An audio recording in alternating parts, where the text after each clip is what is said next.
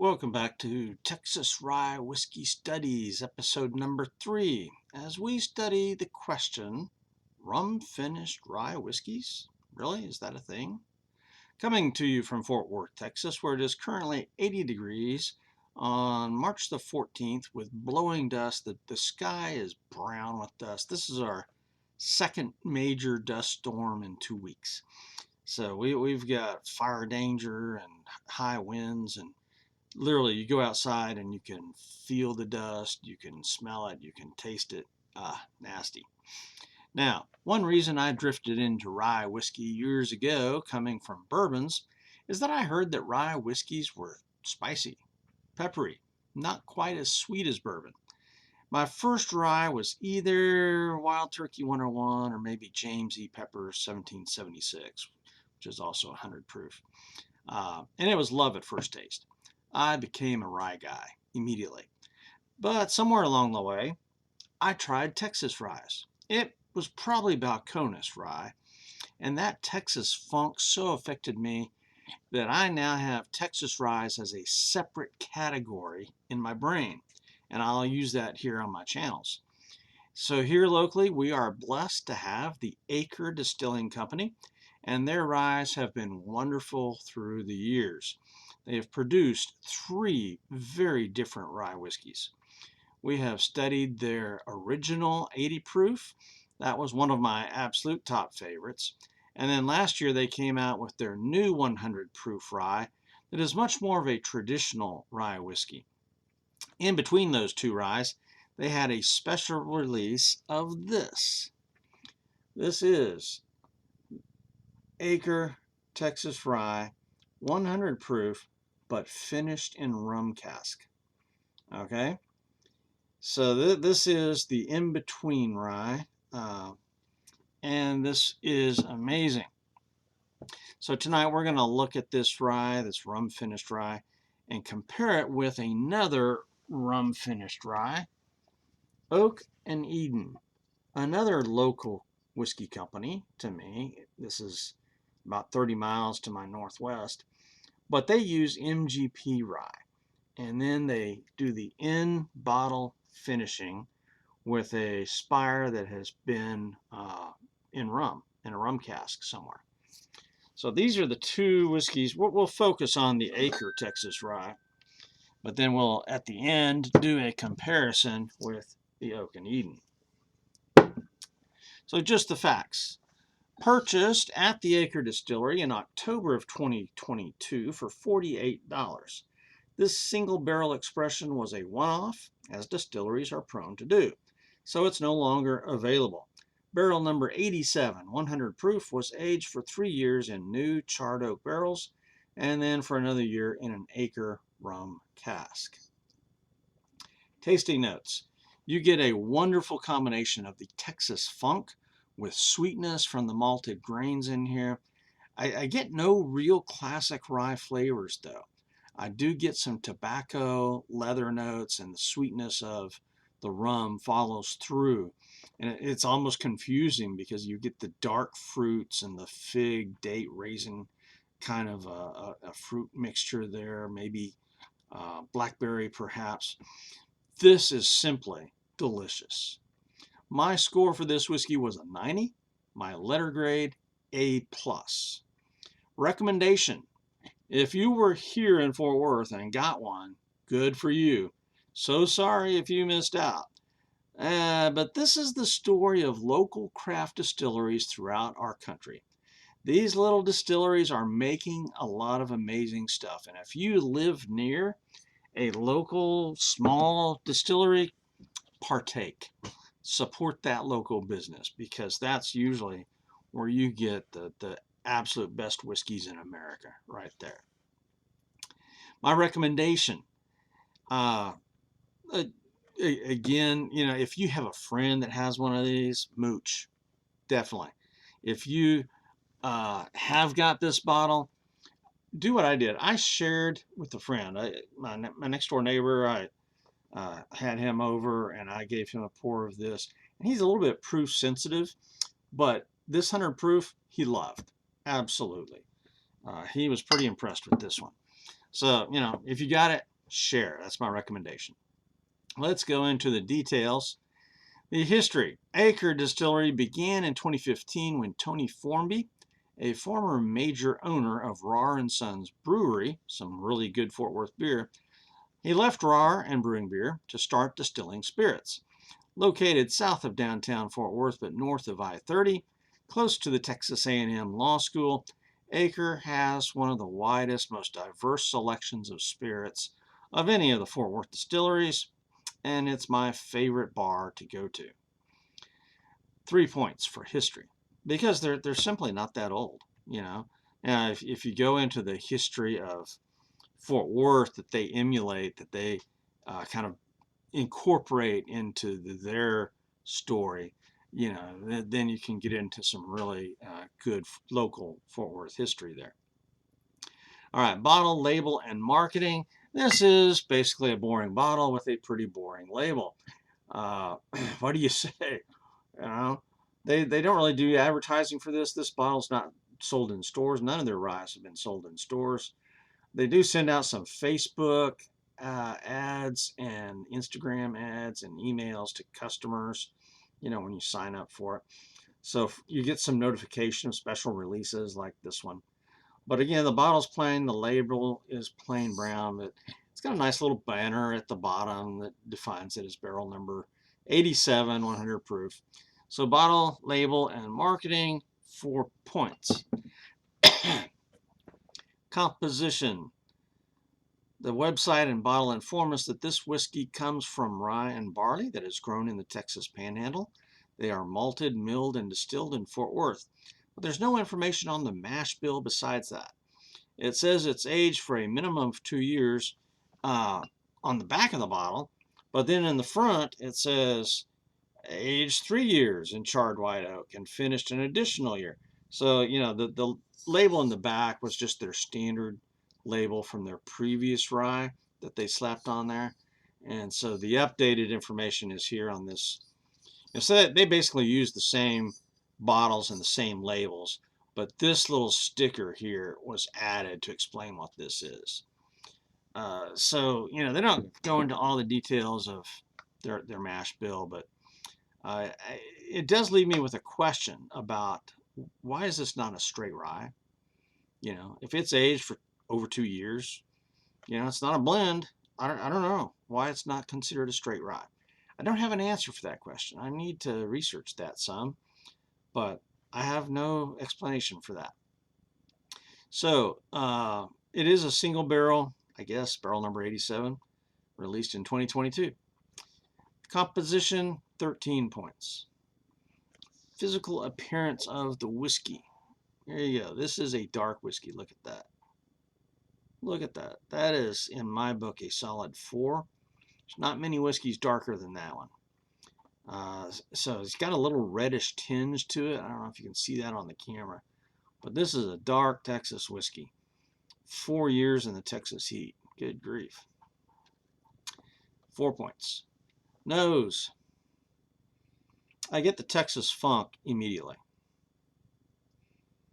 And there's some sweetness following, both from the whiskey and from the rum finished. So a little bit of hints of that rum coming in. I get nothing that resembles any traditional rye. So, but this is very inviting. It's very delicious. And if you like the Texas funk, you either love the Texas funk or you hate it. I mean, that's the bottom line. And so I get that on the nose and it draws me in. I love it. 9 points for the nose. And that's high for me. My nose doesn't work very well. And so normally I'm going to give a 7. A good one, an 8. This one gets a 9. Tasting.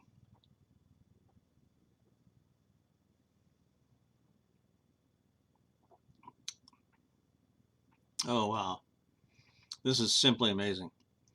You get a wonderful combination of the Texas funk, some sweetness from the malted grain, but you don't get that necessarily funky malted flavor. No, this is just sweetness. There's no classic rye flavors going on here. I do get tobacco and leather notes similar to Canadian Club Rye. Canadian Club Rye, I love. You get like it's like a leather baseball mitt, or that's got a cigar burning in it, something like that, and I love that, and that's what I'm getting here. But there's also, I mean, molasses maybe, yeah. The fruit that I'm getting here is going to be dark fruit like plums, figs, dates, raisin, something like that. So it's Texas funk with that leather and tobacco and the dark fruits. The rum uh, lends a sweetness there, particularly at the end. This is simply delicious. This is a rare 25 out of 25. Yeah. Mouthfeel, burn, and finish. The mouth feels rich and creamy, and the burn is probably a little bit understated for 100 proof. Again, I told you that I shared this with a neighbor who's a bit proof sensitive. He didn't shy away from this at all. So this has a little bit of a burn, and depending on how you drink it, it can get up in the sinuses some.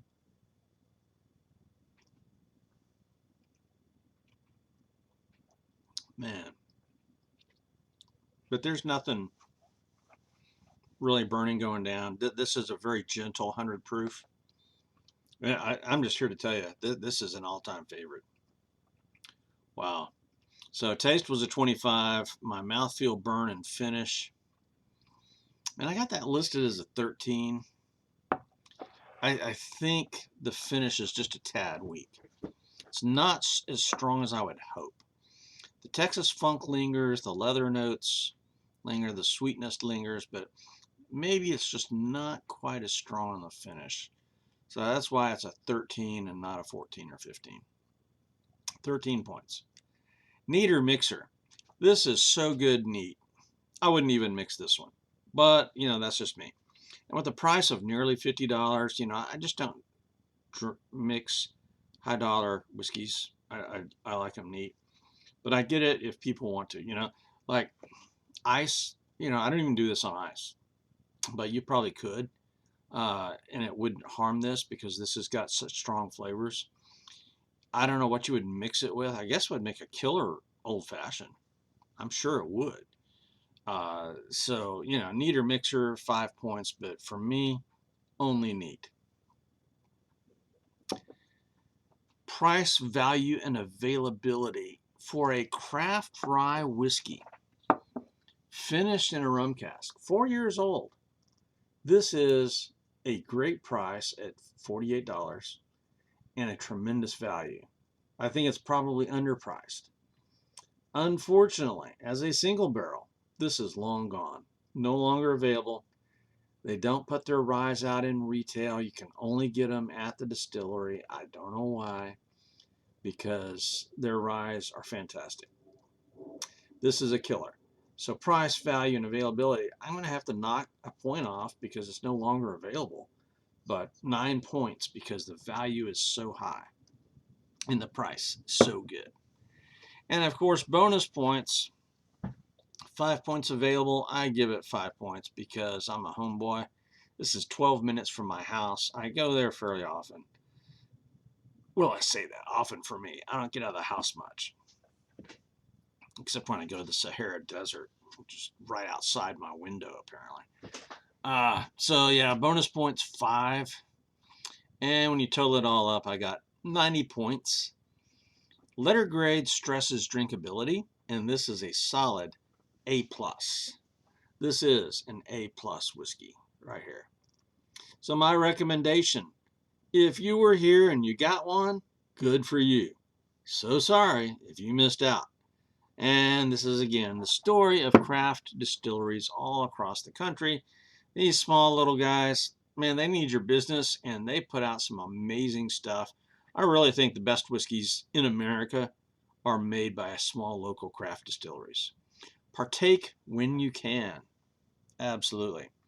Now, I'm going to pour a glass of this Oak&Eden Rye100, a rum-finished MGP rye by Oak&Eden. Oak&Eden's headquarters, they have a bottling plant in Louisville, Texas, 30 miles to my east. But their headquarters, their where they started from is Bridgeport, 30 miles to the west. So I'm right in the middle.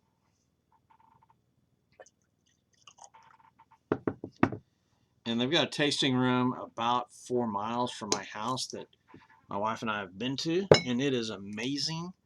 And so, you know, I've had several bottles of Oak&Eden through the years. But the deal is Oak&Eden going to measure up? See, you can see that the color is very similar. There's not a whole heck of a lot of difference here. That in-bottle finishing that Oak&Eden patented with the spire, oh, that's genius. It's not a gimmick. I mean, that stuff really works. I've had some bottles that have stayed on my shelf for a long time. They get darker and richer and darker and richer the longer you keep it. I mean, officially on their website it says after 6 weeks it's aged as much as it's going to. I don't think so. All right, so here we go. I'm going to mix these up, and that way I won't be able to really cheat. But number 1 is going to be Oak&Eden. Number 2 is going to be the Acre. Okay, I have mixed these whiskeys up. So again, number 1 is Oak&Eden, number 2 is Acre. Let's see if I can tell which is which.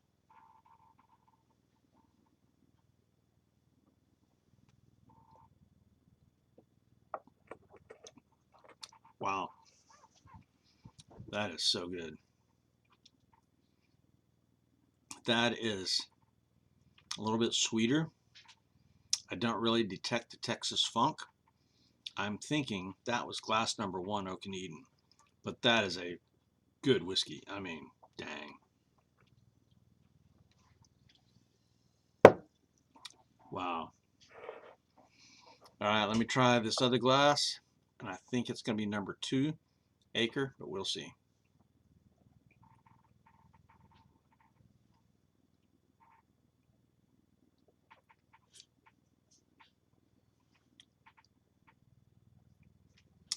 Okay, now I'm confused.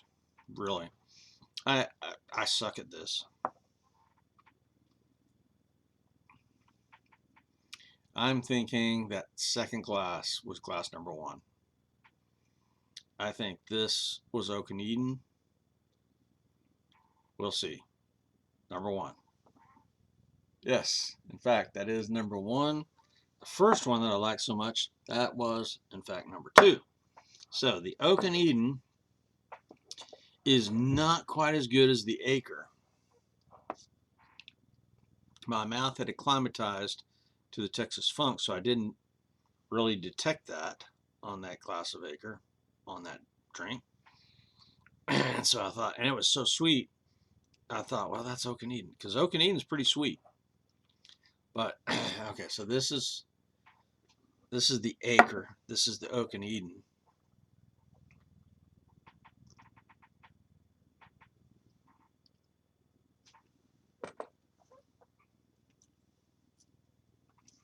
All right, Oak&Eden Rye100 is no longer available. What Oak&Eden does is they put out these specialty bottles every once in a while, and then when they're done, and then they do something else. And so this is not available, but this was like a $65 bottle. So this was pretty dang expensive. It's MGP and it's young, and they don't age it in Texas. You know, this is Indiana whiskey that Oak&Eden bottles, and then they do their special spire in there. But it worked. Is it worth the $65? I think so. I mean, this was good, but would I buy this again? If they put this out again after this is done, I might buy it again. Maybe so. But it's not as good as the Acre. If Acre does another single barrel like this, I am definitely getting it. And this is, you know, close to $20 cheaper. So there you go. That's the final evaluation. But again, no disrespect to Oak&Eden. This is really a wonderful whiskey. I bought one of these as a gift for my son at one point, and so then I had to get me a bottle. So I recommend both of these, but neither of them is available. There you go. These are the only two rum finished ryes in my inventory. So I don't know what I'll do because both of these are no ghost whiskey. They're done. Ghost whiskeys. Okay. This is Stab the Dragon Productions for Texas Rye Whiskey Studies out here.